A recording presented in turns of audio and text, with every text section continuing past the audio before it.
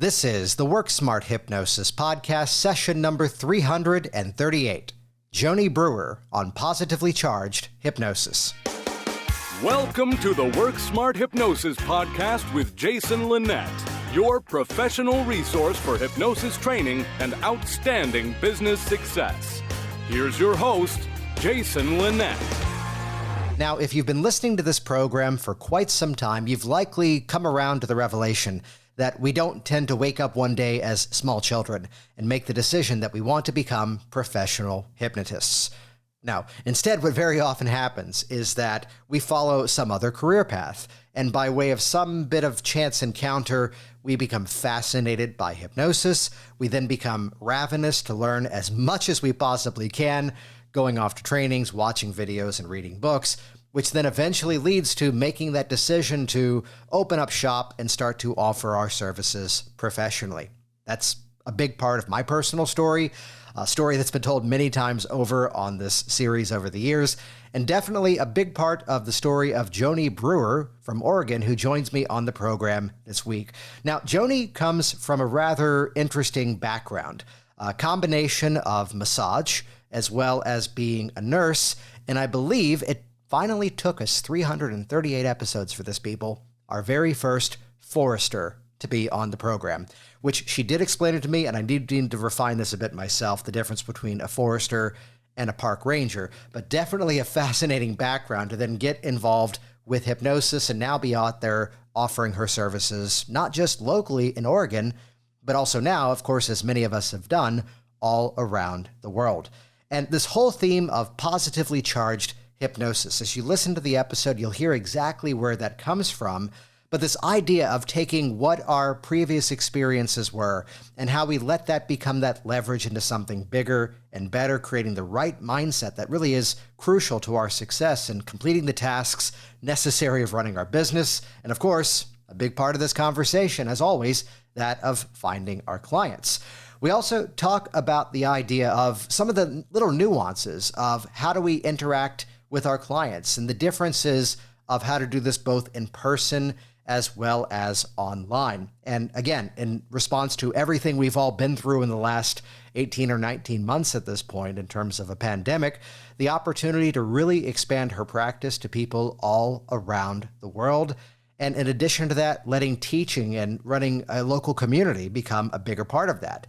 And the reality is, I just caught myself, I said local community, but then again, in the age of online interaction, we're technically all local, as she's now talking as well about the Oregon Hypnotherapy Association, which is not just in Oregon anymore, bringing in guests from all around the world to present to her group, as well as, of course, now making the recordings of these presentations online for all of us to interact with as well. Be sure to head over to the show notes at worksmarthypnosis.com/338. That's where you can see all the links to get in contact with Joni, all the links to find out more about the Oregon Hypnotherapy Association. And while you're there too, it actually points you back a number of episodes. We have received phenomenal feedback from episode number 333. This was an episode called Regress to Success. And rather than talk about a technique from a 30,000 foot view perspective, instead, I taught the entire thing step by step inside of that episode. So if you head over to the show notes at worksmarthypnosis.com, the top left, you can just type in the numbers 333. That'll bring you over to that episode. Though specifically, we've had dozens of people all around the world pick up the resource that's associated with that specific episode. If you go to thesuccesstrigger.com, we made the entire training video as well as explanation, plus multiple demonstrations and many transcriptions, so you can see exactly this one set piece that's a big part of the professional change work that I do with many of my clients who are entrepreneurs, business professionals, top-level athletes in terms of a peak performance, really reaching their full human potential in terms of what they can do. This is a technique that is completely universal in its approach. You can apply it to practically any issue that would come into the office, and I'll openly tell you it's a big part of the change work that I do with my personal clients as well. You can listen to the preview of that over on episode 333. Or if you want to jump directly to the resource, check that out now. It's just $27 available to you right now at thesuccesstrigger.com. This is a technique I know you're going to use, and we've been getting phenomenal feedback from people who are now using it with their clients as well. And with that, let's jump directly into this week's episode. Here we go. Our very first Forester on the program. Finally, episode number 338, Joni Brewer on positively charged hypnosis. Well, I started out a long time ago as a Forester. And then my mom got cancer, and I watched her in the hospital, saw the nurses taking care of her, and really appreciated what they were doing. So I became a nurse. I did that for about 15 years. I worked in a nursing home, and then it became not hands-on anymore. And I really wanted to get into the hands-on. So then I became a massage therapist. Did that for about 10 years, and my hands started to have some difficulties. I took a little detour into law. I did that for 3 years. I worked for CASA, Court Appointed Special Advocates, and that was such a bad fit.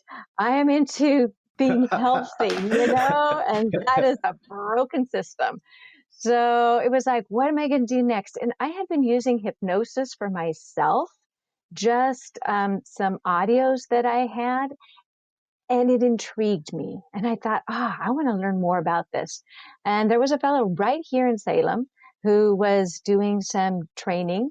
And I was actually his very first student. So that was really cool because it was just one-on-one with him. And I would get to sit in on his sessions and really experience the whole thing. And then I would do a session with him sitting there. I'd do part of a session. It was a fabulous, fabulous training. And I was amazed at the results that people were getting. It's like, this is what I am doing. This is how you can really heal people in a very short amount of time. They are making such amazing changes within themselves. So yeah, that's how I got into hypnosis. Yeah, there's a couple of things to explore inside of what you just shared, which one of my favorite things of teaching hypnosis is that people come in from all different backgrounds. People come in from different experiences. And we often hear the story of from like something helping to, something related. First, Forester, what is that exactly? Doing forestry kind of work. So mostly I was maintaining the trails that you see. I was counting trees, seeing how old they are, seeing what was going on with them, making sure that people were being okay in the back areas, the backcountry, like the wilderness areas, making sure that folks were okay there. Firefighting was never my thing. This is almost embarrassing, but I actually made it so that I failed the PAC test. You have to take this little test, and back then it was just how high your heart rate got. I don't do caffeine. So that morning I did a lot of caffeine. And so when I took the PAC test, my heart rate was way up there. It's like, yep, I'm not going no fire. The funny thing is my husband, he also was a forester at the time. He loved wildland firefighting. And now our daughter is also a wildland firefighter. She rappels out of helicopters into fires. Oh, wow. So, yeah. So obviously she didn't get that one from me. Yeah. See, the human guinea pig aspect of myself is loving that just for the reason of going, well, if you know how to dose it Yes. and you know exactly what it does, what was it? There was an interview with someone who actually teaches people in his books around, being sort of more the paleo style athlete. But the line was, yes, this is all very helpful, but when I run a marathon, I will take whatever sugary gel packets they give me because it's not about fitness at that point. It's about surviving the zombie apocalypse. But I jumped to what you also mentioned there about the career that you did were just very clearly from the start, it was not what you wanted. What were those away from motivations that were there? Away from, you mean as far as not wanting to work at CASA anymore? Yeah. Yeah.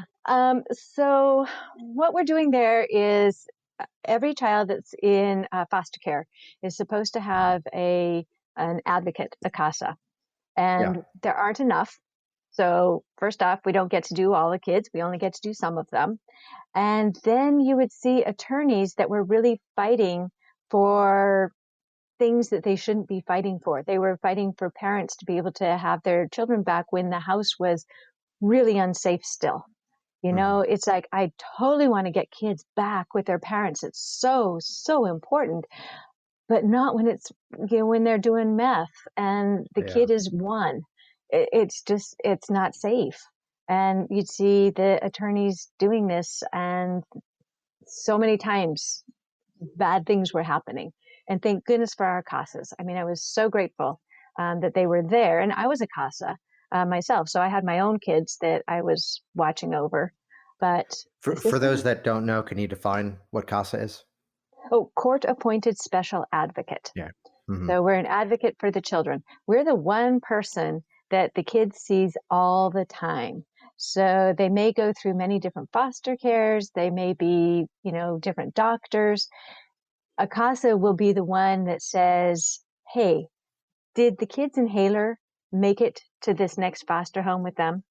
Wow. And if Yeah. it didn't, I had a CASA. She sat in the doctor's office and she said, that's fine. I've got a book. I'll sit here and I'll wait. And within 5 minutes, she'd gotten the inhaler so that she could go give it Wow. to the new foster home. Yeah. Yeah. So CASAs are amazing people. They do amazing work. It just was so broken, and it just broke my heart. I couldn't do that. I really had to get back to helping people heal themselves. Yeah. I'd share for everyone listening here, part of the backstory of doing this podcast now for 7+ years running and all these episodes. And one of the reasons why we often begin with that, classic origin story, what got you into this, is that there are so many people that are kind of stuck in careers or different pathways of life that they're not happy with. And to hear some of these insights and even some of the connections, I'm curious to ask from either that work or even from the forestry. I mean, the massage and the nursing, that writes itself. Yes. Still to this day, the episode with Mark Carlin is one of my favorites from many years ago because he goes, well, I looked at hypnosis and I looked at massage and I thought hypnosis would be less wear on my body, and I'm inherently lazy, so I went with that one. There you go. But Yeah. from the forestry and even from the cost of services, what takeaways would you say help to inform the work that you're now doing? Oh, that's an excellent question, and that I've never actually thought about. Um, so forestry, I think it helps me to relate to many different people, also being very independent, because you're out there, Hmm. you're doing your own thing, like you've Yeah. got maybe one teammate. So being very independent. The CASA work, I'm so grateful that I had that work, because now my clients come in and they can tell me the most horrific stories, and I've already heard it, Yeah. and so I am then able, I'm then able to work with them in order to help them to get past all of that, because it's not affecting me. I've already heard it. They don't see on my face, oh my gosh, I can't believe you went through that. That's horrid. Hmm. It's just not there. It's not a part. I've already heard it. So we can move Yeah. on. Well, and in many ways too, the work that we do is not entirely focused on exactly what that old story was. If anything, that's a specific marker in time. This is my, flavor of what I've now nicknamed unstoppable confidence going into any session. No matter what the person has been through, the fact that they're in front of us today means they're not in that old situation anymore. So Absolutely. one part of the change process is helping them associate into the present. This is why, all the work in mindfulness is so helpful inside of what we do. But it's not defining the client by their problem, it's defining them in terms of who they are and where they're going. Oh, yeah. And how strong they are because they made it through all that, you Yeah. know? But that was a cool thing you mentioned though about taking a training and being able to have that one-to-one attention, being able to have that one-to-one feedback mechanism. What strengths would you say came out of that for you? I think that it helped me very mindful, very present. I think that's Yeah. probably the biggest thing, is being very, very present to whoever is right in front of me at that particular moment. Hmm. Yeah. So then moving forward from there, at what point did you the hypnosis, or let's phrase it this way, at what point did you facilitate the hypnosis to kind of take over and become the focus of what you now do? It took me just a little while. I think I studied for about a year, and then I started doing it myself. And I'm super fortunate that I have a husband that has a great job. So I was able to just sort of jump right in and not have to worry about, oh my goodness, how am I going to, pay all the house bills and everything else? All I had to do was pay my own bills. And Hmm. geez, if I couldn't do that in a month, like, okay, time to find something else to do. Oh, I love that. As much as we can focus on set those big goals, set those really substantial things, I was the one in like 2009 playing the game of, okay, so these are my expenses to start this thing up. Moving away from at that point the stage hypnosis into seeing clients. Here's the low rent that I was able to facilitate getting started. And the thought was, if I can't book 3 appointments a month, I'm not even trying. Yes, yes, absolutely. So then would you say there was a specific focus of clients that you wanted to see, or has that changed over time, or who are the people you tend to work the most with? That's so interesting, Jason, because I always hear you talk about niche to grow rich, right? And I'm like going, yeah, I'm going to niche. I'm going to do this. And I found myself doing stop smoking. I went Yeah. through Ken's class. I went through another class and before Ken's class. And it's like, yeah, I enjoyed doing this. And it just wasn't quite, there for me. And then I found out that I was pre-diabetic. I don't think that I am anymore. I've changed a number of things in my life. So I was like, oh, I really want to do that. And then as I was thinking about this, it's like, the people that come to me are the ones that want to be healthy. And that presents itself in many different ways. Yeah. So it's not so much what it is that they're doing, it's who they want to be. I do weight loss, but it's because people want to be healthy.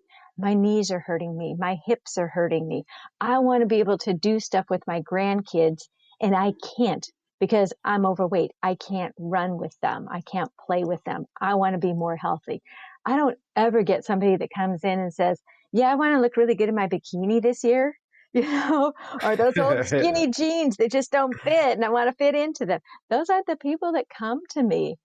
Same way with the smoking. I get all the people that want to be healthy. That's really their thing, is the healthy, not so much what it smells like or that they're embarrassed or the money. The common denominator is healthy. I have a couple of doctors that also refer to me. And again, the common denominator there is being healthy. So I guess that's my niche.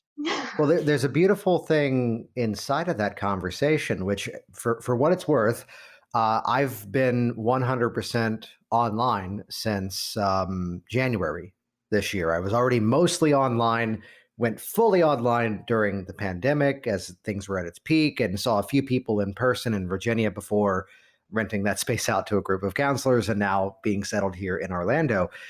And I'll put it this way, I've had phenomenal stop smoking clients, seeing them online. And the only one that was a bit of a conflict in terms of how the process went, and a lot of it came down to, I'll say it directly, our pre talk is only as good as they actually listen to it. I don't Yes. like to send somebody an email going, if you look down below at the forms you completed, you agreed to this, you agreed to that, and you even told me when you watched my video, you took a phone call. And at that point, I should have just refunded your money and moved on. And just to draw the line here, though, my clients tend to be in that similar respect where something else in their life has happened. And this is kind of that wake up call to go, I need to get everything in order. Where, as I'd say, the old behaviors are no longer congruent. The one problem client was the one going, it's because they smell bad. They're expensive. It was the negative story, as opposed to what what I'm hearing from you is that here's this celebration that I'm now going to take better care of myself, which now includes eliminating these things. Yes. Yes, Yeah. absolutely. Yeah. So then what's working for you now in terms of bringing those people in? Okay, this is going to just sound woo. Okay. Yeah, okay. I have done I have a lady, we get together every week. We've been, more like acquaintance kind of friends for a while. And then about a year ago, we both were trying to get more into our business. And she specializes in energy work, doing EFT, so that Mhm. emotional freedom techniques tapping. So that's what her specialty is. So we've been getting together for over a year now, once a week. And I had trained in EFT with her, so I'm very familiar. She does sessions frequently online that are free. I'll join in on those. And so coming back to your question, I was doing ads, I was doing BNI, I was going out to other networking things and doing those. And not so much. Didn't really see anything. My ads, they got a few people, never anything happened with them. And I'm like going, okay, so what do I need to do? When Karen and I started working together, partway through, we started making sure that our energy was up. So in typical EFT, you go on a scale from -10 to 0. So -10 being horrible to 0. And once you Mhm. get 0, you're sort of neutral. But what she does, and she gets this from Sylvia Hartman, what she does is she goes up into the plus number. So we can get all the way to +10, which is just absolutely incredibly amazing. Okay. And that's where we all want to live. So that's what I do with my clients too. I teach my clients to go into the plus numbers. And we found, Karen and I, when we were working together, what we both found was when we were doing anything, so whether it was making a video, an audio, just coming to our business in those plus numbers, if we could get Yeah. up in that +7, 8, 9 up there, all of a sudden business just started coming to us. Like, I don't know. I'm not running ads. I'm not doing anything now. And I'm booked out for 3 weeks. Nice. I don't get it. Congrats on that. Yeah. I had somebody contact me from the UK that wanted to do stop smoking. And I'm thinking to myself, do you know the Jacquins are over there and they're in the same time zone as you are? But he wanted to work with me, and Yeah. he just found it on a Google search. That's all he did. And somebody from Virginia, same thing. They're doing these Google searches and they're finding me. So I don't know. I don't know what's working except to keep myself into those positive numbers. So whenever I'm doing work stuff, I'm always up in those positive numbers. And if I'm Yeah. not feeling it, like if I can't get it there, I've got some project I want to get done and I can't get it up there, I now understand that I'm not supposed to do that project right then. That Mhm. maybe I'm going to get more information that's going to make that project even better. Or I don't know, maybe when it comes out, the person who needs to see it isn't going to see it. But if I wait for a week, then that person will see it. I don't know. All I know is that if I try and push it, I don't like it. I don't like the end results. So I Yeah. Yeah. just don't No, push it there's anymore. there's some services of mine that you can find them if you dig around on the web enough. And it's because if I promoted it and I pushed it, I didn't get the people that I wanted. If it was readily there and people on their own could dig enough to find it, they were the best people I could possibly work with. I can give you two thoughts as to what I think is going on there, which I've had this chat with someone else recently on this. The first would be, I think we put a video into Hypnotic Business Systems around this, or at least I did this in the Facebook group for it. But the playful phrase that when you're the person who does the thing, you're the person who does the thing. Yes. which came about from I was as a stage hypnotist originally, I didn't have promo. I was brand new. But I could be the guy who could say, I do the show Monday nights at Zen West in Baltimore. Do you want to come see the show? Rather than watch a DVD, we can set aside tickets. And people requested the tickets. No one who was potentially booking me ever showed up, but they still booked my program because Ah, everyone else was mailing a DVD. I could make the invite. So the difference was I was the guy who was already working. Everyone else was selling a show. So that was a bit of a differentiating factor. It may not be the best reference because we've nicknamed the movie about this man Hookers and Blow. There's a transition. Wolf of Wall Street, where what was it? There's a line from this was not in the movie, but Jordan Belfort, who the movie is based off of, apparently drilled into his staff before you pick up the phone. And all of us from a hypnotic standpoint would recognize what's going on here. It's an affirmation, it's a mantra, it's a self hypnosis suggestion. The thing he would drill in is before you pick up the phone and dial, there's the three things that may not be a fit for everyone: enthusiastic as hell, forced to be reckoned with, and I forget the third now, but it'll come to me, I'm sure, as soon as we finish this recording. yes. But it's something about how we show up, and I give you some insight to this. I look at, hypnosis trainings I've been a part of as a student myself, or even business programs, and to watch people who believe they're following the steps, but there's more to it than just the techniques.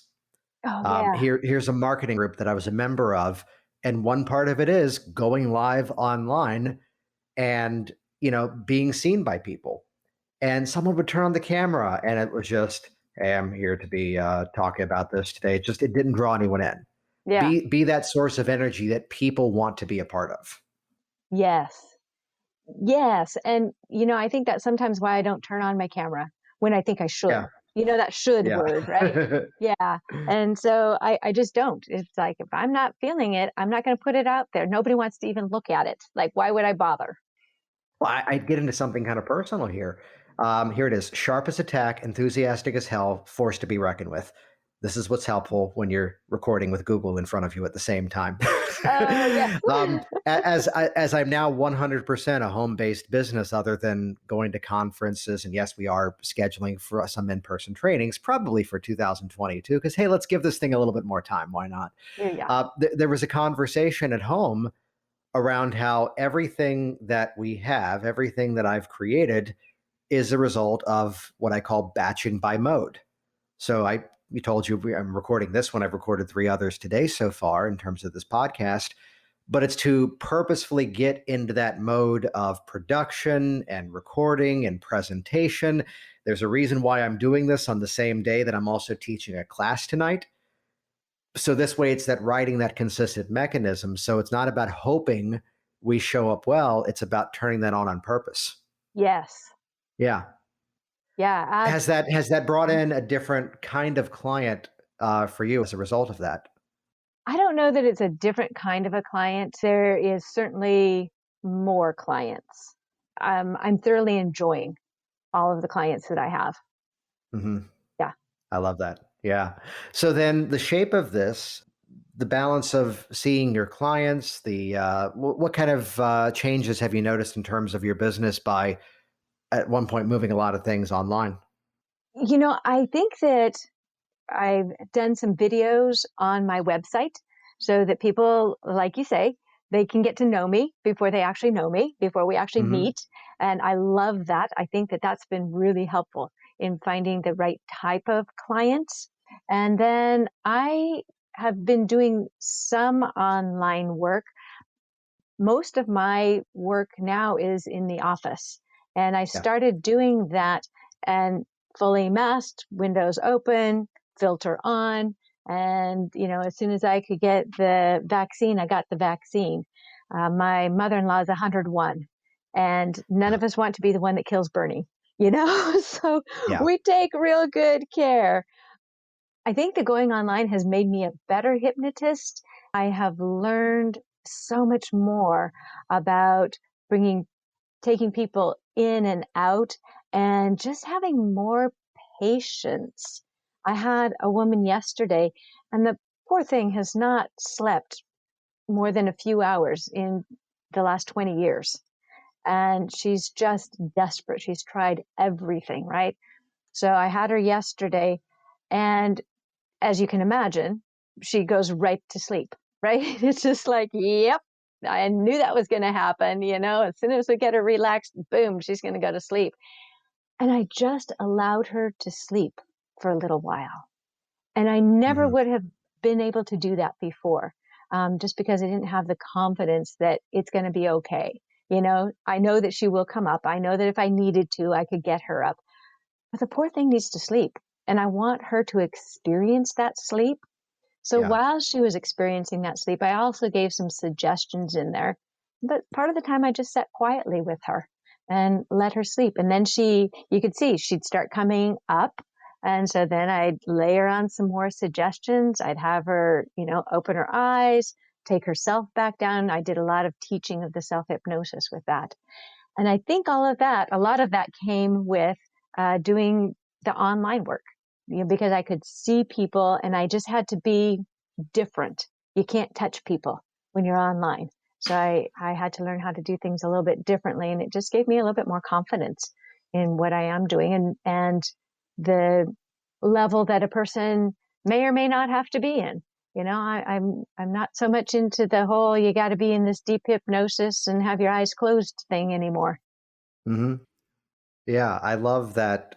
The age of reason hit. Yes. In terms of it can be different. I'll throw on top of that, one of my favorite things is that, in a client session, typically we'd be sitting off to the side. And we'd even say in a training sometimes, don't sit directly across from your client because that could be felt as confrontational. Well, now we get to sit directly across from the person and observe so much more. Oh, yeah. Yeah. Yeah. Yeah. And I had the advantage because my first room was really tiny and the only place I had was right across from my client. And there really wasn't a problem. So when I moved to a larger room so I could keep that 6-foot distance, Yeah. I'm still right across from the client because, yeah, you can see so much more. The one person I had a really hard time with in my office was we had masks. And then the second time she came in, she really felt like she had to have her little eye things on so that her eyes would stay closed. So she had a mask on and then she had this little black thing over her eyes, so I can't see her face at all. Yeah. So it's like, okay, well, like a phone conversation. Okay, I can do that. I've had that session. Yeah. Yeah. It's like, well, we're doing a Zoom session, but we're doing it in person. Yes, exactly. But I was doing that in Virginia, that I was using a headset system. And because I had the sound cables, I'm like, and in terms of the distancing, watch this. And I'd slide my office chair back and glide a good 20 feet away. Oh, It's like, well, yeah. we got the distance, we can do this. And that's where I kind of hit the point of going, it's now the same thing I do online. Let's not make people sit in traffic. Yes. Yeah. Yes. And I'm just surprised at how many people want to come into the office. Hmm. They're just like, this is what I want. Like, Yeah. okay, I can do that. But where me, I'd want to be sitting in my house, not have to do the traffic. Salem traffic isn't bad. Yeah, that's one of the greatest benefits. And Karen Hand was on the podcast a couple of weeks ago, and we talked about how that's the beauty of this, is that there's some of us who have moved everything online. There are some that are going back into the office. And this is the beauty of it, that people have a choice. They can Yeah. make that decision for themselves, the same as you might have certain issues that you choose not to work with. I have certain issues I choose to not work with. And I've got a network I can point to people. And it's okay to sometimes say, yeah, I'm sorry, I don't have a resource for that. But as soon as you find something, please call me back and let me know, so I have that for people in the future, to at least leave them better off than we found them. Yes. Yes. Yeah.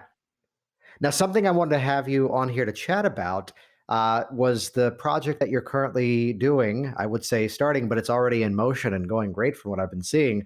Chat with us about the Oregon Hypnotherapy Association. So OHA, gosh, now I should have figured this out ahead of time. I don't remember how many years it's in existence. I've been with OHA for 11 years now. I am currently the president, and we are an education. We support hypnotists and we are into education. So we don't do any kind of, I was going to say legality, but that's not the word. What is it that I want? When they make laws. Legislation. Yeah. Thank you. We There you don't go. do Yeah. any of that. We've got other things going on in Oregon, and OHA just stays away from all of that. We are really into the education. So in order to do that, what we have done is 3 times a year, we get together, and we used to get together in person, and we have a couple of speakers, and they teach us. They have about an hour and a half, and they teach us whatever their thing is. And it is so much fun because there are so many people that are doing amazing things that are very, very different, right? We had somebody that came in and was working on shamanism. And how does shamanism go along with his hypnosis practice? The one that we just had, so we just had our summer meeting this last Saturday, and I recorded it. And one of the people that was on there is working actually in not an Alzheimer's unit, it's a memory care unit. And he is it's not the activities coordinator, they call it something different now, but it's an enrichment kind of a thing. And he sneaks some NLP kinds of stuff in there. You can do that, causing a whole lot of problems. He does every once in a while do some hypnosis with some of the people after he's gotten permission and everything. He'll do a little bit of hypnosis with people, but it's really like, how can we then take that and what he's doing and bring it into our practices? So when you're working with somebody with dementia, they're so into their past and what happened there, and how can we make happy things happen in their past? Well, that's kind of the same thing as we're doing in our office. How can we make happy things? How can we help our clients remember happy times in their past and bring some of those happy times and those happy feelings up to the present, and also use that happy feeling to make some of those changes in the past? So like lots of different things that we have going on in OHA that we're teaching people. We had the Elmans down, so they live in Washington, and they came down and presented for us, and that was amazing. We had a nurse that came one time. She lives down in California. She came and talked to us about using hypnosis in a medical setting, especially for pain. That's how she got into it. She saw an anesthetist, and this gentleman came in and had burns over so much of his body, they couldn't do anything for him as far as anesthesia. And so while they were doing the surgery, the anesthetist was talking to him, and the fellow had no pain. Oh, wow. Yeah. And the nurse is like going, "What did you just do?" And that's how she needed to learn. So we've got these kinds of presentations that are going on. And for a number of years, the people on the board have wanted to be able to share this with others. We just haven't been able to figure out how. And then 2020 happened. And we all learned about Zoom, It's like, okay, so we know that we can do this.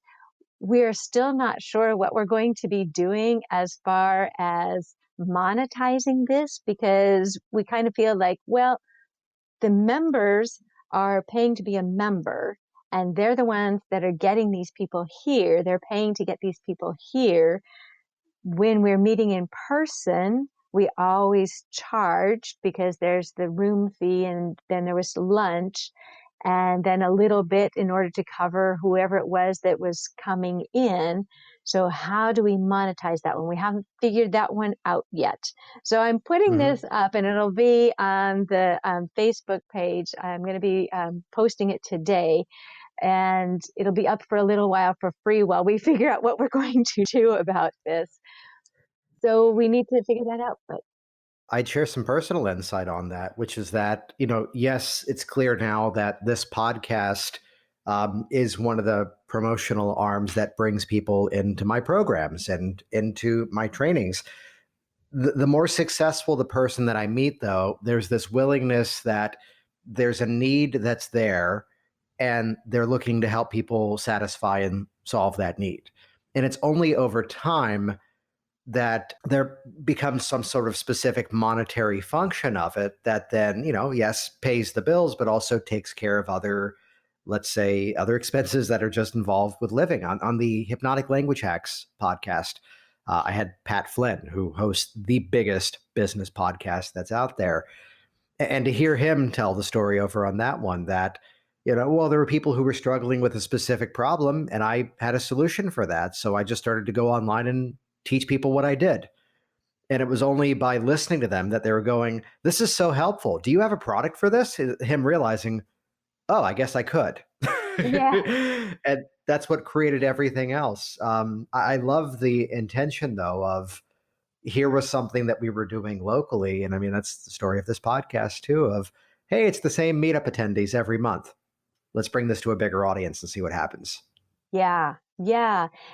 And the great thing that we've got from the whole 2020 is now we understand we can do this by Zoom, right? Yes. So this last meeting, we had Jonathan Mann from Toronto come, and he was one of our speakers. And it was amazing. Great, He did such a great job. He helped us all with Zoom and more of the technical kinds of things. And he talked about having a backup plan. And it was good that he did. You'll have to watch the video for that one. That's foreshadowing something.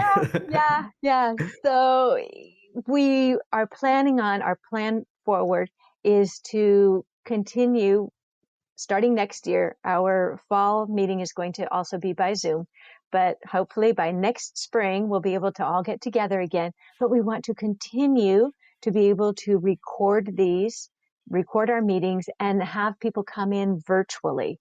So we don't have to fly people in. People don't have to take a whole weekend to come and talk for 90 minutes, right? You can come and talk for 90 minutes. And we're hoping that we can get more people from more places to come and visit us and help us and teach us and all of those kinds of things. And then be able to spread that, be able to share that with a wider audience, because we think we're doing some really cool stuff. Yeah, absolutely. And the innovation of finding ways to keep people connected, the simple nuance that one of your speakers, by current laws, cannot travel to this country, as so much international travel is currently blocked. So to have these opportunities for people to be found and people to hear what's going on in the industry and how they can better improve themselves, that's phenomenal. Congrats on getting that up and running, and looking forward to hearing more of it. Oh, thank you. It was a major learning curve to do the editing. I've never edited something that large before. We were chatting about this before we recorded here. The fun of being the entrepreneur is like, great, here's another thing I have to figure out. Yes. I did learn, do not do ultra high def, and really be aware of your conversion time, because if you want your computer for anything else, you're not going to have it for a couple of hours. So just do it at night before you go to bed. You're opening up Pandora's box here with nuances, which the question then becomes, well, it depends on where your video is going. If you want to produce it as 4K or 10 as 1080p, I think Chris Thompson with Mike Mandel now does something similar to what I've done at times, is that if you have the hard drive storage, record in 4K, because then you can pull out other shots. But if hard drive and processing, this is the main reason why I'm currently with one computer as we're replacing one of the others.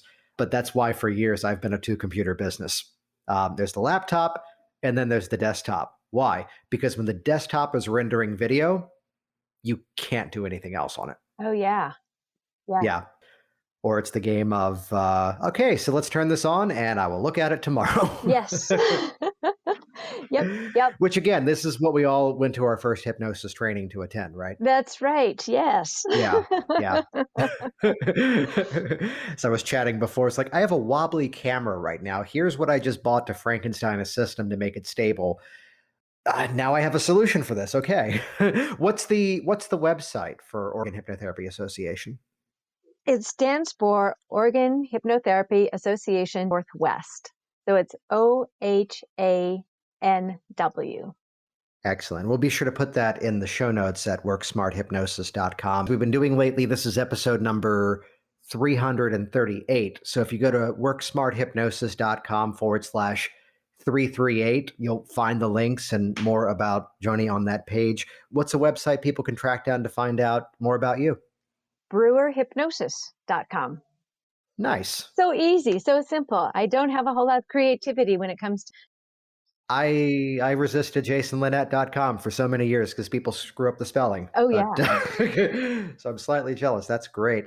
So we'll put links to everything in the show notes as well. And it's been great having you on here. I know that you and I go back a number of years now in terms of communicating online and doing video projects for other things. So thank you so much for coming on. Before we wrap this up, any final thoughts for the listeners out there? Oh, well, thank you so much, Jason. It's been just a pleasure being here. You know, I think the things that I have to share are simply be yourself. You are the only one that has your experience. You are the only one that has your knowledge, and you are the only one that can put it together in your own way. And that's so important. That's what people really want. So be yourself. Go with the flow, raise your vibration, be yourself. Jason Linett here once again, and as always, thank you so much for interacting with this program, for leaving your reviews online, and letting these episodes now become a part of the continuous conversation within the professional voice of this industry, to be a member of groups like the Freddie and Anthony Jacquin community, the Mike Mandel community, and to see how often, even in other communities, people continuously reference the resources, the episodes of this podcast to further enrich not only their learning, but the discussions they're having, again, creating the professional voice of this industry. So if you haven't yet left a review online, please find the places to do so. Check out the links and resources over with the show notes of this episode to see how to connect with Joni, as well as interact with the Oregon Hypnotherapy Association. And once again, go back a few episodes, check out number 333, Regress to Success. You can listen to the entire episode, though that full resource, several hours of video training are available to you right now for a low price of just $27 at thesuccesstrigger.com. This is a technique to help you to create your client's own peak performance success. You can watch the video tour. You can join that program right away at thesuccesstrigger.com. Thanks for listening to the Work Smart Hypnosis podcast at worksmarthypnosis.com.